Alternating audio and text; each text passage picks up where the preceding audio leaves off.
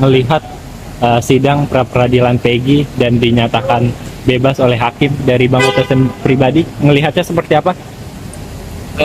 Saya melihat ya, pertama ini suatu keberanian hakimnya harus kita adu jempol ya. Biasanya dalam kasus-kasus seperti ini, hakimnya merasa ketakutan. Jadi ini kemajuan besar buat untuk kita, dan saya kira Mahkamah Agung Pengadilan Tinggi harus memberikan dukungan kuat kepada hakim seperti itu. Karena secerca harapan kita mulai muncul tentang kebenaran itu. Jarang loh hakim berani. Karena di bagaimanapun ini terkesankan ada sedikit konflik dengan penegak hukum yang lain kan. Jadi dengan aja putusan Peggy ini, mudah-mudahan harapan kita bisa bergabung lah, penegak hukum selanjutnya bisa berjalan dengan baik. Tapi Bang Oto sendiri melihatnya apa dasar hakim menerima permohonan Peggy, bisa dijelaskan Bang Oto? Ya, saya kira jelaskan di situ katanya kan, kalau pra-peradilan itu kan hanya formal, ya, tidak menyangkut materi perkara. Jadi contohnya umpamanya yang dikatakan itu ada penetapan DPO. Nah, tapi bagaimana dikatakan orang DPO? Bagaimana dikatakan orang melarikan diri? Dipanggil aja nggak pernah. Ya kan, kalau kamu nggak pernah dipanggil, tiba-tiba dibilang kamu buron, terima nggak? Kan tidak dong, harus dipanggil dulu. Kalau udah dipanggil dengan patut tidak datang, ya kan, coba dijemput ke rumah, tempat. Kalau juga tidak ditemukan, baru bisa dinyatakan dia itu buron, melarikan diri. Nah, jadi saya kira pertimbangan hakimnya itu tepat. Ya, saya kira tepat. Mungkin apakah Peggy bisa ditersangkakan kembali? Nah, kalau apakah Peggy bisa kembali, ya bisa. Secara teoritis bisa. Ya, karena itu sudah tegas diatur di dalam peraturan Mahkamah Agung nomor 1 tahun 2000, nomor 4 tahun 2016 yang menyatakan bahwa dalam kasus pra-peradilan ini bisa diperiksa kembali. Tetapi ingat, tidak boleh dengan bukti yang sama. Jadi perintah hakim kan mengatakan supaya penyidik menghentikan penyidikan yang ada. Nah, berarti dengan penyidikan ada itu maksudnya adalah dengan sprindik yang ada itu tidak boleh dilanjutkan lagi. Nah, kalau polisi melakukan penyelidikan yang baru, dari penyelidikan yang baru akhirnya ditemukan bukti yang baru, kemudian ditingkat menjadi penyidikan, maka dia bisa mengeluarkan sprindik yang baru. Ya, tetapi dengan tidak bisa menggunakan bukti-bukti yang ada di situ lagi, harus bukti-bukti yang baru. Nah, apakah ada bukti yang baru di luar yang ada sekarang ini? Nah, saya kira itu akan sulit, tapi bisa, teoritis bisa.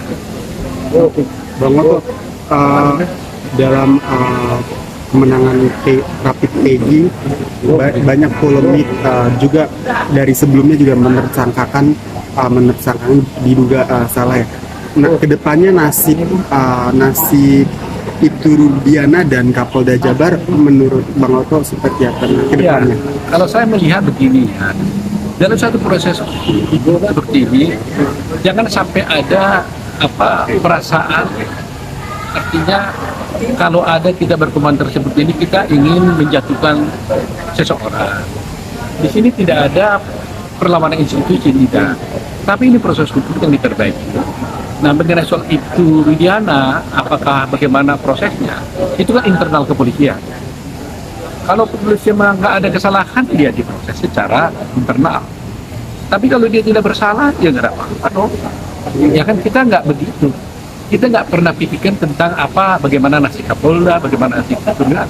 Yang kita pikirkan bagaimana memperbaiki hukum. Jadi tidak ada intention, nggak ada niat untuk supaya Kapoldanya dipecat atau supaya turunannya diproses, itu nggak ada itu. Itu urusan internal dari polisi. Bagi kita adalah membela klien dengan etikat baik agar dia bisa mendapatkan hak-haknya. Kalau memang harus bebaskan dia. Kalau memang hukum itu aja nggak apa-apa. Nggak ada intention yang lain. Jadi begitulah proses hukum yang harus kita laksanakan. Saling menghormati, saling menghargai. Saya tetap menghormati apa yang dilakukan polisi. Tetapi saya juga akan berupaya untuk membuktikan apa-apa yang bisa membantu kita. Tapi dari Bang Rasman sendiri mau melaporkan Hakim Eman Sulaiman ini ke KAI, Bang? Dan itu hadiah. Tapi kita sih berpendapat memang rasanya kalau bicara tentang karena putusan hakim itu tidak bisa diproses karena orang itu salah, gitu kan? Sebab kalau hakim itu kan memang bebas dan mandiri. Ya, walaupun mungkin ada metode-metode tertentu bagi Mahkamah Agung secara internal melihat kalau satu putusan hakim itu oleh Mahkamah Agung dilihat tidak bagus, pasti kan ada mekanisme internal Mahkamah Agung melihat oh ini orang nggak bagus atau tidak.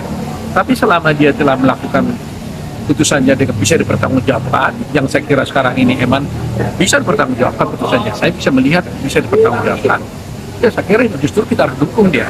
Tapi soal ada orang melaporkan dia ke KY, saya kira nggak masalah buat Eman kan, Eman akan semakin terkenal karena dia melakukan satu tugas yang baik menurut saya. Tapi Bang, dari ada juga yang mendesak agar Polda Jabar segera membuka CCTV dan ponsel-ponsel. Iya, saya menemukan sebenarnya kalau HP-nya kan sudah dibuka kan, cuma nggak dijadikan barang bukti. Kalau saya melihat ya, mudah-mudahan saya tidak keliru lah soal itu kan. Nah, jadi kalau memang ada CCTV, ya harus dibuka. Kalau HP-nya itu harus dijadikan barang bukti. Kalau dia tidak jadi barang bukti, ini kan berarti kan ada kesalahan kan, menghilangkan barang bukti. Gitu. Nah itu persoalannya. Jadi kenapa kalau betul itu sudah dibuka, kenapa nggak dimasukkan barang bukti?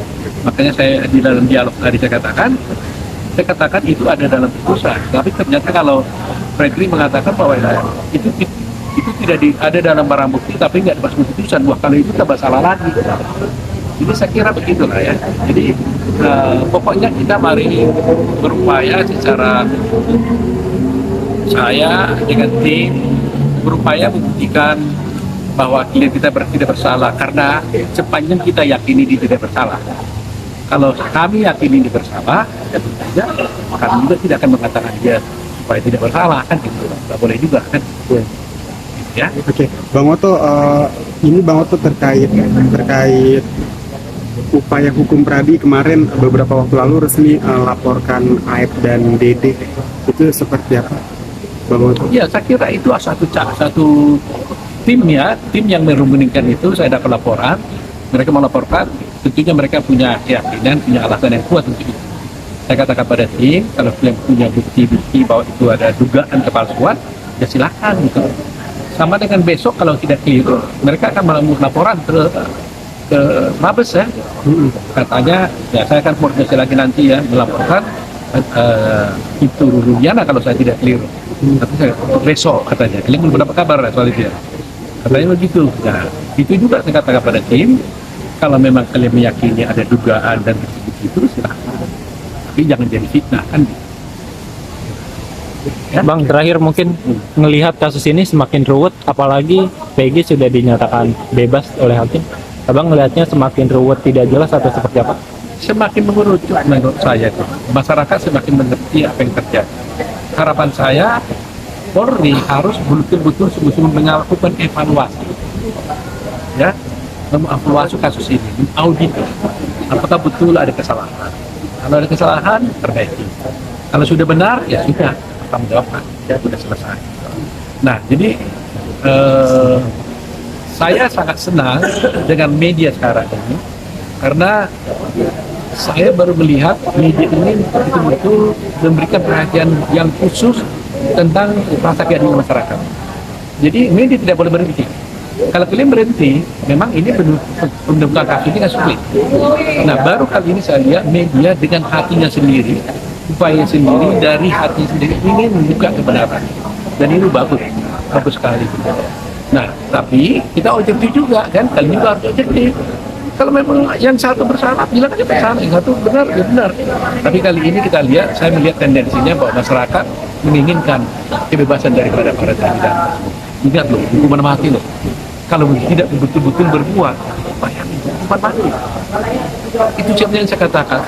Dalam kasus seperti ini, mungkin saja terjadi.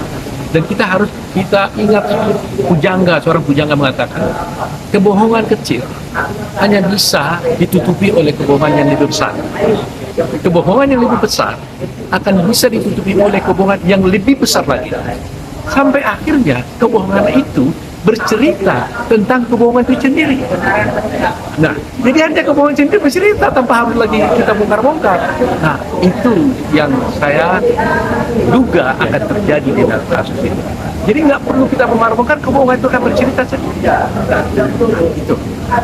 Mudah-mudahan kita bisa mendapatkan itu. Ya.